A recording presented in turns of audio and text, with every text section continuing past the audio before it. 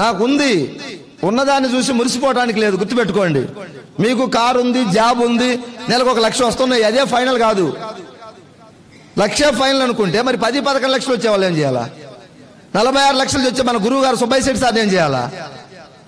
సిద్ధార్థ్ సింగ్ కోటి పైబడి నెలకు తీసుకున్న సిద్ధార్థ్ సింగ్ ఏమవ్వాలి? ఈ దేశాన్ని సాకేంత ఉన్న రిలయన్స్ వాళ్ళు ఏం చేయాలి? 10 దుప్పట్లు కప్పుకొని బెడ్షీట్లు కప్పుకొని పండుకోవాలి రిలయన్స్ వాళ్ళు అయితే. సూర్యుడు నిద్ర లేకముందే లేచి పని చేస్తున్నాడు.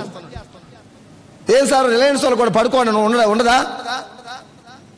పేదరికంలో ఉన్న మనమే మారకపోతే వందల వేల లక్షల కోట్లు ఉన్న వాళ్ళు 5 గంటలకు 50 సంవత్సరాలు ముఖేష్ అంబానీ చరిత్రలో నిద్ర మంచంలో ఎప్పుడు సూర్యుడు చూడలేదంట ఆయన. అంటే సూర్యోదయానికి ముందే లేచి పని చేస్తున్నాడు. ఏమన్నా వాళ్ళ ముఖేష్ అంబానీ వాళ్ళ నాన్న ధీరుభాయ్ అంబానీ ఏమన్నా డబ్బులు కట్టుకొని పోయినా పైకి? రేపు ఏమైనా కట్టుకొని పోతాడా? మరి ఎందుకు పని చేస్తున్నట్టు? మరి మనం ఎందుకు సంతృప్తి చెంది ఉన్నాం? ఆయనకు ట్రైనింగ్లు ఇచ్చిండ్రు, మైండ్ సెట్ మారింది, ఆయనకు ఒక డ్రీమ్ కోసం పనిచేస్తున్నాడు. మనమేమో ఉన్నదాన్ని చూసి మురిసిపోతా ఉన్నాం. నాకు job, I have a job. Car owner నేను. ఏ కారు ఓనర్ నీవు? ఇంతకింత ఆల్టో కార్లు, మారుతి స్విఫ్ట్ డిజైర్లు కూడా కొనుక్కొని కారు ఓనర్ అంటే అదే నా కారు. కియా సెల్టాస్ బయట పెట్టిన 20 లక్షల కారు. నాకు అది దాంట్లో కూర్చున్నప్పుడల్లా నాకు ఒక ఆటోలో కూర్చున్న ఫీలింగ్ ఉంది. చాలా మందికి అబ్బా కియా సెల్టాస్ అంటారు. ఏ సెల్టాస్ రా? ఇది కాదు, దీని అమ్మ ఉంది ఇంకా పైన 1,30 లక్షలు డిఫెండర్ కార్ తీసుకోబోతున్నా ల్యాండ్ రోవర్ లో. జీవితం అంతే నిరంతరం అప్డేట్ అవుతూ ఉండాలి మనం. ఎసార్ రా సార్ మాట్లాడలే ఎదగాల. మనిషి బండి చక్రం నుంచి అణుబాంబు దాకా ప్రయోగాల ద్వారా సృష్టించిండ్రు, తయారు చేసిండ్రు. పడుకున్నారా? పరిశోధనలు జరుగుతున్నాయా లేదా? మరి నువ్వు ఇంత జాబ్ కొట్టి ఇంత ఒక ఇల్లు కట్టుకున్నామంటే సక్సెస్ అయిపోయినావా? ఇల్లు ఇంకా డెవలప్ అవ్వు. బాగా నీకు డబ్బులు ఎక్కువైతే నలుగురికి మంచి చేయి. 10 మందికి అన్నం పెడితే దేవుడు అంటారు ఈరోజు. అవునా కాదా? కొన్ని కోట్ల మందికి అన్నం పెడుతున్నా మన గౌతమ్ బాలిని మనం దేవుడిగా గుర్తించచ్చా లేదా? ప్రవీణ్ సార్ని దేవుడు అనొచ్చా లేదా? వెస్టీజ్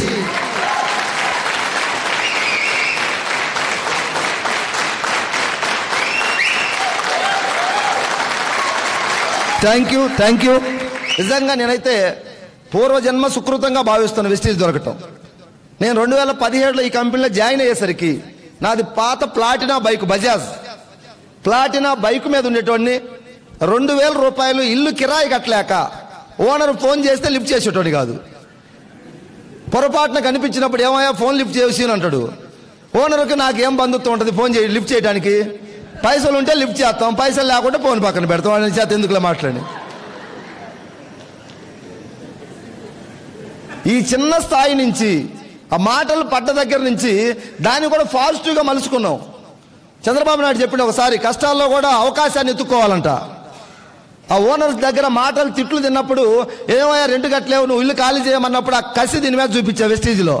దీని అమ్మ సావో రేవో తేల్చుకోవాలని చెప్పేసి డిసైడ్ చేస్తే సక్సెస్ దొరికింది. వెనక మంట లేకపోతే సక్సెస్ రాదు. చిన్న జాబో లేదా ఒక 10-20 లక్షలు క్యాషో ఉంటే వాడికి మంట ఉండదు. ఎక్కువ మందికి 20 లక్షల అప్పులతో వచ్చిన నేను వెస్టీజ్లోకి. 20-25 lakhs 2 రూపాయలు వడ్డీకి తెచ్చిన నోట్లు ఉన్నాయి నా దగ్గర. తెలిసి తెలియక ఒక 2-3 రకాల వ్యాపారాలు చేసినాం. ఆ వ్యాపారాల్లో అందరికీ వస్తుంటే మనకు కూడా వస్తాయి అనుకున్నాం. అనుభవం ఉండాలి ఎక్కడ కూడా వ్యాపారాలు రావాలంటే. బిజినెస్లో అనుభవం లేకపోవడం వల్ల ఒక 20-25 లక్షలు అప్పులు అయ్యి వెస్టీజ్లో సైన్ చేసి మీటింగ్కి వచ్చిన తర్వాత వెనక మంట ఉన్నది. అది ఆ అప్పులే నా మంట. ఆ మంటతో పనిచేస్తే పోయిన సంవత్సరం డిసెంబర్కు నా ఇన్కమ్ నియర్లీ 1,60,00,000. ఈ ఇయర్ 1,50,00,000 ఎంఎస్ఆర్ ఇన్కమ్.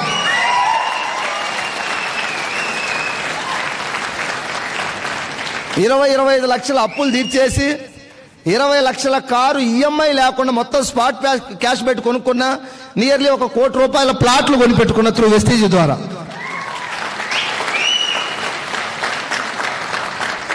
ఇదంతా కూడా ఇప్పుడు సాధించింది మా దృష్టిలో చాలా లిటిల్ బిట్, చిన్న సక్సెస్.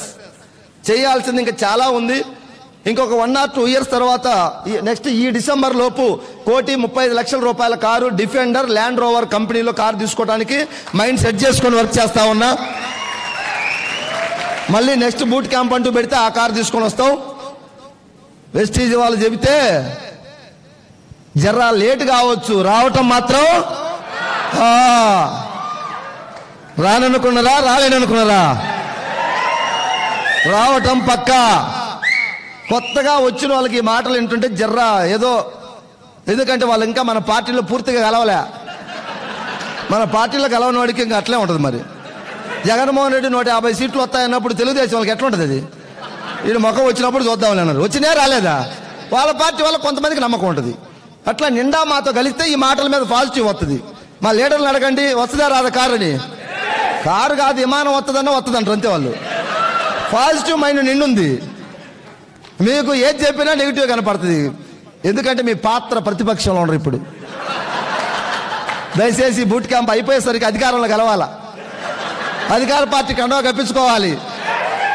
ఎందుకంటే అధికార పార్టీలు ఉంటే టికెట్లు వస్తాయి, కార్పొరేషన్ పదవులన్నీ వస్తాయి. పదవులు టికెట్లు రాకుంటే పోలీస్ స్టేషన్ దగ్గర పనులన్నీ అవుతాయి. No doubt at all.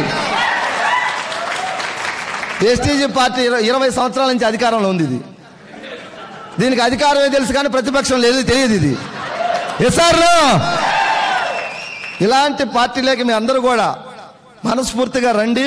ఇది ఒక ప్రజా సేవలాగా చేద్దాం. తెలంగాణ ఉద్యమంలో ఎలా పోరాటం చేసాం అలా పోరాడదాం.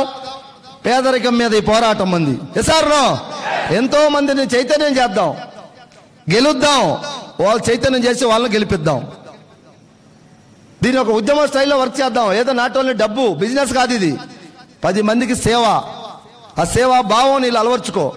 కొన్ని వేల మంది మిమ్మల్ని చేతులు ఎత్తి మొక్కుతారు మీరు సక్సెస్ అయితే. ప్రవీణ్ సార్ నేను ఒక మాట చెప్పిండు, బయట ఒక డాక్టర్ బాగా ఇన్కమ్ సంపాదిస్తే ఎవరికి హెల్ప్ అవ్వదు. ఆయన సంపాదిస్తే ఇంకొక అడ్వకేట్ బాగా సంపాదిస్తే ఎవరికి హెల్ప్ అవ్వదు. ఒక నెట్వర్క్ మార్కెటింగ్ ఎదుగుతున్నాడంటే తన చుట్టూ ఉన్నటువంటి వ్యక్తులు కూడా నేర్పిస్తా ఉన్నాడు అంతే.